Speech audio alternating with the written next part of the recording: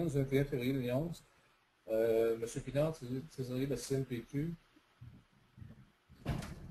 répète ce qui avait été dit en 2006, ou, tu sais, pour dire que c'est pas la première fois qu'on l'entend. Là. Mais c'est pour ça qu'il dit que j'ai marqué explique aux nouveaux membres du CA. Ouais. Parce que la chanson, on l'a entendue à tous les CA. Là. OK.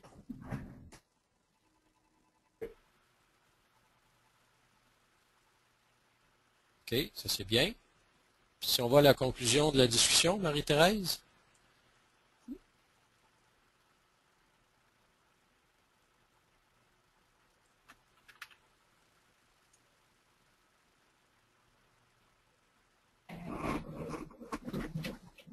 OK. En tout cas, moi je trouve que ça me convient, là, comme le contenu me convient. On pourrait supprimer la partie proposition 3.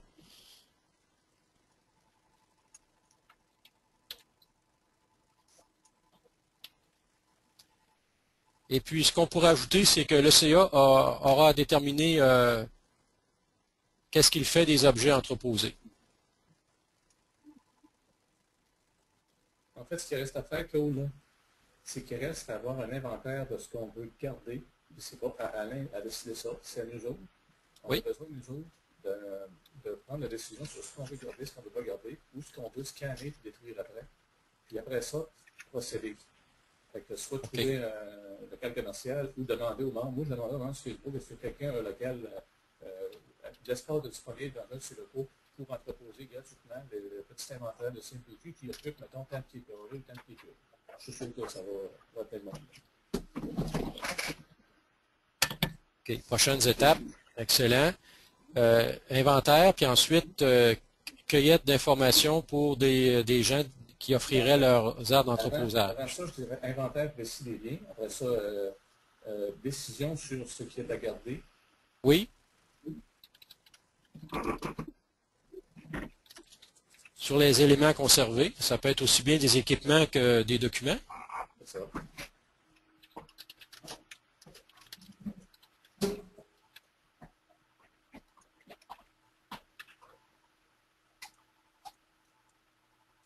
Calcul du nombre de pieds carrés nécessaires pour l'entreposage. OK. Surface requise. Surface requise. Et puis ensuite, lieu requis, offre auprès des membres. Demande. On pourrait mettre le lieu requis, demande aux membres. L'entreposage. Demande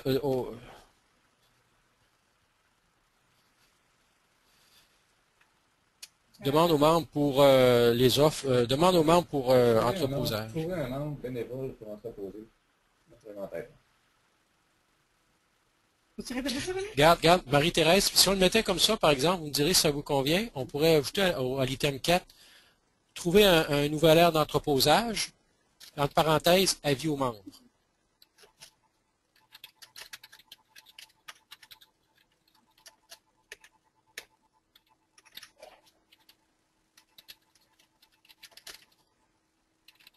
Mais avis aux membres, on ne va pas mettre ça dans le procès verbal. Un avis. Ah, ok, il faut qu'on va faire un avis aux membres. C'est qu'on va aviser les membres, puis on cherche un nouvel aire d'entreposage. Émettre un avis aux membres, ok, je comprends.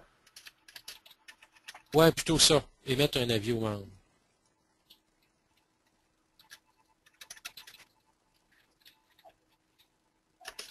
Ça en haut aussi, Marie-Thérèse, c'est entreposage.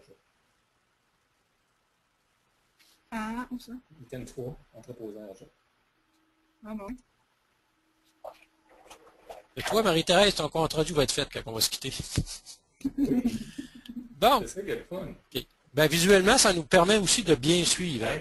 Moi, je trouve ça génial d'avoir ça devant nous autres, toute la gang en même temps. Écoute, même sur une réunion physique, ça serait dur de l'avoir, à moins d'avoir un projecteur. Là, on a tout ça. Oui, oui, effectivement. Tu as raison. OK. Alors, on procède à l'autre étape. Le cas numéro 12, c'est le cas de Daniel Dugas. Alors, ce cas est amené à la corporation à l'effet que M. Dugas utilise le titre de maître photographe, notamment sur un site Internet sans être membre de la corporation. Alors, il contrevient au règlement de la corporation. Je vous laisse là-dessus. Je vais entendre vos commentaires. Pierre? On n'est pas ça l'autre jour. Claude, au point 11, là, Oui. on a statué quoi? Le loyer est-tu maintenu ou c'est quoi là qui... Là, on faisait un bilan de la décision. Donc, la Oui, mais décision est maintenue. le loyer a-tu été coupé à Alain Coulombe ou pas? Ah, il faut regarder. Est-ce que Christine est en mesure de nous répondre? Christine, ton micro. J'ai appelé la banque. Le loyer il n'est pas ouvert? Oui, là, M'entendez-vous? Oui. Ah, OK. Bon, j'ai appelé à la banque. Le chèque du mois d'octobre était passé. Puis elle a pris en note novembre et décembre. Tu as appelé quand? Il ne pouvait pas être passé, on a appelé le 2. Puis le 1, c'était le dimanche. Ben, j'ai appelé quand c'était ouvert. Oui, mais regarde, le dimanche, c'est le 1er. Il y a un chèque en date du 1er qui se présente à la banque, il arrive le 2. Écoutez, regarde, banque, moi, je ne sais pas. Moi, je suis à la banque. Moi, Attends une seconde, Rémi. On va laisser notre trésorière se prononcer. Je vais juste répéter qu'est-ce que la personne m'a dit. La personne m'a dit qu'il était passé. Moi, je ne peux pas inventer des choses qu'elle me dit. Elle m'a dit ça. Les chèques sont datés de quelle date? Pierre, une seconde, Pierre. Oui, mais continue, Christine. Elle a pris en note les 2 autres chèques que je lui ai donnés avec les dates, puis elle a dit que ça serait fait. J'ai pas d'autres choses à rajouter là-dessus. Tout de suite, Christine peut nous dire ça. Okay. Je comprends pas. Qu'est-ce qu'il dit? Pourquoi tu nous as pas appelé tout de suite pour nous dire ça, le 2? Mais qu'est-ce que ça aurait fait, Rémi? Ben, j'aurais appelé avant, oui, parce que si je te le dis, là... Parce que toi, t'es plus... Ben voyons, je veux dire, pourquoi... Attendez, là, je veux qu'on dirige bien la discussion. Christine nous exprime qu'elle a fait les démarches auprès de la banque le 2, lorsque la banque était ouverte, puis elle nous vient nous exprimer que le chèque avait passé. Rémi, de ta part, qu'est-ce que tu veux exprimer en ce qui touche le paiement qui a été fait? L'expérience que moi j'ai avec les banques, c'est que le chèque ne peut pas être... Il peut être retourné le 2, parce que le 1er, c'est un dimanche. En tout cas, l'expérience que j'ai avec les banques. Je peux me tromper, là. Quand j'arrête j'ai déjà arrêté des chèques comme ça, et tu peux l'arrêter le 2, parce que le 1er, c'est un dimanche. Oui, OK. Alors, Bon. Je pense que la personne à l'autre bout qui a répondu, elle n'a pas bien fait sa job. Tu as 24 heures. Tu as 24 heures pour arrêter un chèque. Le chèque a été daté du 1er, lundi, on était le 2. Donc, le chèque, on avait à la limite quasiment jusqu'à lundi soir pour arrêter le chèque. Toutes les banques fonctionnent comme ça. Tu as un délai de 24 heures avant qu'il passe. Et lundi midi, Christine, c'est quand que tu as appelé, Christine? Je l'ai appelé dans l'après-midi. Je n'ai pas regardé à quelle heure parce que moi, je partais pour un rendez-vous. Quand je suis revenu du rendez-vous, j'ai appelé. Je ne pouvais pas revenir avant. Parce qu'un chèque qui est daté le 1er, en théorie, il passe le lendemain. Puis tu as 24 heures pour le canceller. Pierre, je vais répéter encore ce que je dis. J'aimerais intervenir, s'il vous plaît. J'aimerais intervenir, OK? On n'est pas ici pour essayer de prendre les gens en défaut. On est ici pour comprendre la situation. Pas Marie-Thérèse, je crois que Christine a agi de façon de bonne foi. Elle est peut-être arrivée à une heure trop tardive pour intercepter le document en question. Mais écoutez, on est des bénévoles, là. On n'est pas nécessairement disponible à l'heure stratégique dont il faudrait être disponible. Alors, il faut faire preuve d'une certaine compréhension, une certaine tolérance. On travaille tous, je pense, d'une façon de bonne foi. Et puis, j'aime pas les situations où ce qu'on sent que des personnes sont dans une position où ils doivent justifier leur façon de faire. Il faut faire attention dans la manière qu'on intervient. Marie-Thérèse nous a mentionné que le lendemain, elle était à la banque. Ben, écoutez, on ne peut pas lui demander d'être là nécessairement à l'ouverture à 10 heures. Elle est bénévole, elle a aussi d'autres activités personnelles, de la même façon que vous autres aussi. Vous en avez. Alors, il faut être de bonne foi. Notre trésorière a fait la démarche le lendemain même pour s'assurer que le chèque ne passe pas. Puis si le chèque a passé, peut-être que la banque a erré dans ses politiques ou peut-être qu'elle a des politiques qu'on ne connaît pas tout à fait. Alors, laissons un peu le bénéfice du doute, là. Oui? J'aimerais rajouter un point. Ça fait suite à Rémi. Moi, j'ai envoyé un courriel à Christine le 4 octobre, soit 2 jours après. Puis j'aimerais juste, ça serait le fun d'avoir une certaine collaboration parce que j'ai demandé à Christine qu'est-ce qu'il en était avec la procédure d'annulation du chèque. J'ai jamais eu de réponse. ça aurait été le fun dans un tel contexte, parce que c'est quand même une décision qui a été votée en CA, qui était unanime, d'avoir un suivi là-dessus, le fait que le chèque ne passait pas pour le mois d'octobre. Parce qu'on s'est tous posé la question, puis on a même reposé la question à la réunion suivante. Marie aussi, je pense, a téléphoné à Christine. On n'a pas eu l'information, puis on Pas avait du tout. Je n'ai pas eu d'appel. Je t'ai pas rejoint le vendredi. OK. Bon, Marie-Thérèse n'a pas appelé, c'est beau. OK.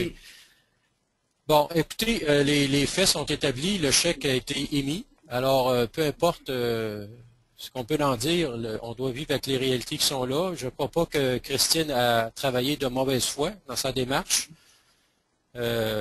Christine, pour avoir parlé longuement avec elle dans les derniers jours, a fait un travail vraiment de défrichage très important, puis elle s'implique énormément. Elle possède de grandes compétences au niveau des affaires comptables, puisqu'elle gère plusieurs entreprises à la fois depuis de longues dates. Ça fait que je pense qu'on doit mettre notre confiance dans notre trésorière qui est élue, puis de travailler avec elle. Comme toute personne humaine, on peut faire des fois des oublis, des maladresses, mais ça ne constitue pas en fait qu'on soit une mauvaise personne pour l'activité pour laquelle on est mandaté. Oui, Rémi? Christine, je m'excuse pour le commentaire que je viens de te dire. Je ne m'adressais pas à toi, c'est de la colère qui sort du passé accumulé. Je m'excuse, je suis très conscient que tu as fait une bonne jeu là-dessus. Accepté. Même chose pour moi, c'est pas ça vise en rien la personne comme telle. C'est tout le contexte et c'est les actions et non la personne. À faire la différence entre les deux, là, très important. Ça me touche beaucoup hein, que vous preniez la peine de dire ce genre de choses à Christine. Ça montre que vous avez de la grandeur de personne et vous êtes humble, vous êtes capable de reconnaître des fois que, comme tout être humain, on fait des maladresses. Mais il faut toujours garder en bout de ligne que tous les gens qui s'impliquent bénévolement comme ça le font de bonne foi. Il n'y a personne il n'y a pas de mauvaise personne. Il peut y avoir des fois des fausses balles, mais il faut donner la chance aux coureurs de pouvoir se corriger puis de reprendre place dans l'équipe. Alors, moi, j'ai des commentaires favorables à faire au niveau du travail de Christine. On se rencontre d'ailleurs dans quelques jours pour regarder l'ensemble de la situation financière de la Corpo, pour qu'on soit bien dirigé. Et puis, c'est des rencontres régulières que j'aurai à faire avec Christine comme président pour suivre les finances. Alors, on a une rencontre le 25 octobre à Trois-Rivières là-dessus. Moi, je vais déjà être au symposium. Alors, je vais simplement rester à l'hôtel pendant l'après-midi et puis on va poursuivre, la trésorière et moi, on va poursuivre notre rencontre sur les affaires financières. Il faut que je me mette au courant de ce qui se passe.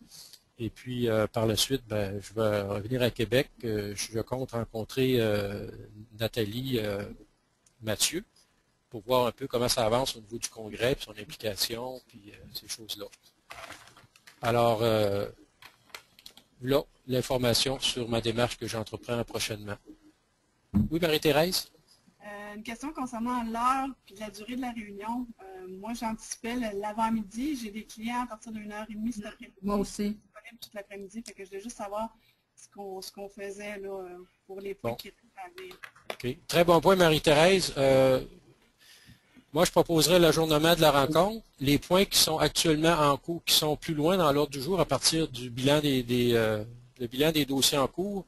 On a tous déjà reçu un bilan. Rémi a proposé de présenter une version qui est plus textuelle que de façon tableau pour les gens qui sont plus artistiques. Pierre aussi, mais c'est parce que les deux en ont parlé. Okay. Les deux m'ont envoyé des feedbacks là-dessus. Je suis tout à fait favorable à ça. On va le modifier. Pierre avait proposé une excellente façon de le présenter. Concernant le rapport, Claude, ce que je propose plus que ça, c'est ma graphiste, j'ai une graphiste qui travaille pour moi. Elle s'offre à faire la mise en page, une mise en page professionnelle sous forme d'un vrai rapport corporatif, là. Donc, on peut composer le texte, puis elle pourra à la fin faire une mise en page de façon professionnelle pour soumettre le rapport avec une table des matières et tout. Est-ce que des frais engendrés par ça? Non, à ça, non. OK.